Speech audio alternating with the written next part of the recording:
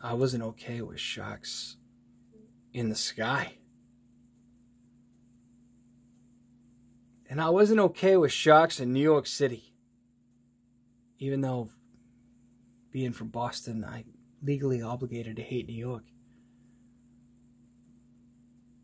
But I'll tell you,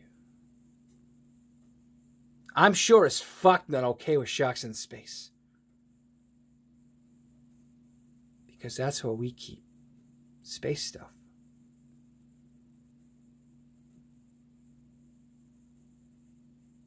My name is Sarge. And this is Story Time! Holy fucking shit, you guys. You heard about Sharknado 3? It's called Sharknado 3. Oh, hell no.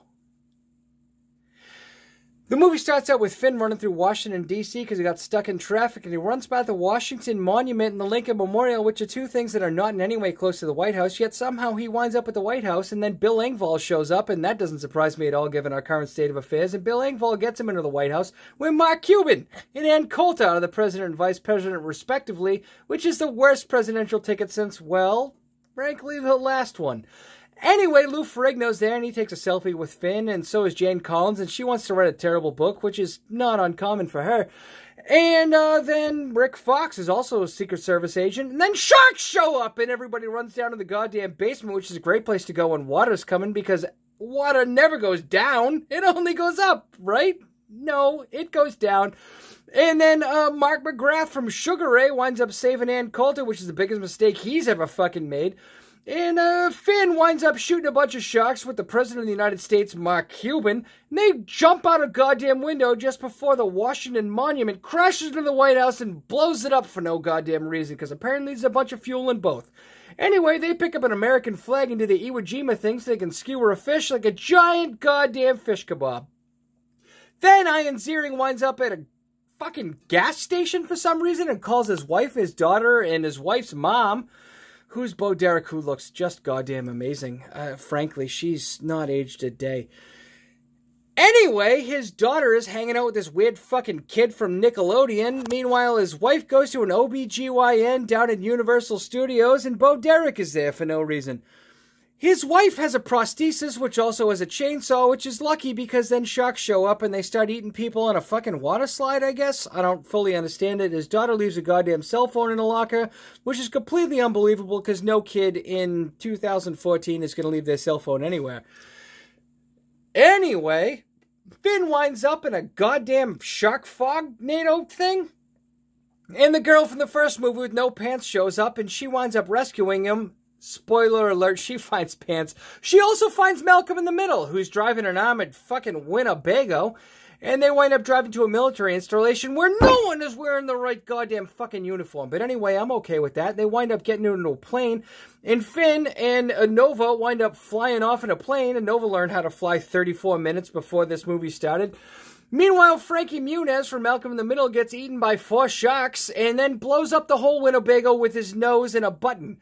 Finn and Nova are flying over Daytona 500, who he can somehow see from 35,000 feet in the sky. He decides to launch the goddamn fuel tank and shoot it with machine guns so he can blow up a tornado and not kill anyone at the Daytona 500 somehow.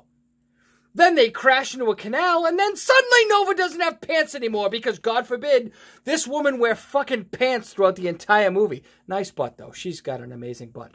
Anyway, they wind up inside Universal Studios. Finn climbs into the giant Universal Studios logo. It's a giant globe, and it rolls around on the ground, and somehow his wife doesn't wind up having a miscarriage, even though she's like 8 months pregnant. Then they gotta go find his dad, who's David Hasselhoff, who's also a fucking astronaut somehow. And not a lifeguard, which is disappointing on a couple of levels. And Penn and Teller are there, and they don't do any magic tricks, so I'm super disappointed about their cameo as well. Anyway, this movie is chock full of cameos with Mark Weiner, Matt Lauer, and Jared from Subway rounding out the rape trio. And then David Hasselhoff gets into a space shuttle that doesn't exist anymore, and they're going to fly the space shuttle up into the sky, and Tara Reid's there, and she hops into the space shuttle too, and they somehow found a maternity spacesuit. And they wind up in space. David Hasselhoff realizes he needs to get outside the spaceship in his spacesuit and fix a goddamn satellite. Ian Ziering winds up chainsawing a bunch of sharks with a lightsaber fucking chainsaw? I don't... I mean, if that's your biggest question, you're not paying attention. And then Tara Reid gets eaten by a shark, so Ian Ziering gets eaten by a shark, and they both re-enter the atmosphere inside sharks, even though the goddamn re-entry to the atmosphere will fucking neutralize everything. Somehow a shark makes it to the ground. And then when Ian Ziering cuts open the shark, Tara Reid gave birth outside her spacesuit. She got out of her spacesuit and gave birth to a baby in 9 minutes from the fucking atmosphere to the sandy ground. Also, David Hasselhoff winds up in the moon in that short period of time and looks at the Earth from the moon again in 7 minutes. So they decide to name their baby that Tara Reid gave birth to inside a shark, Gil. So Finn's son, born inside of a shark, is named Gil.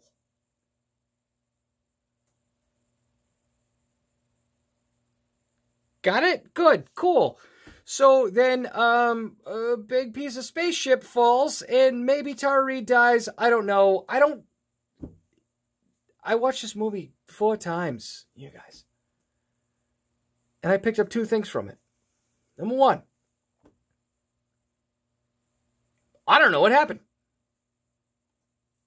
Number 2, I somehow like Sharknado, you guys. Anyway, hit like, subscribe, hit the bell thing, leave a comment. My Patreon will be in the link. Donate to that so that I can get some psychological help for the things I've just witnessed. Thank you. And here, my basement.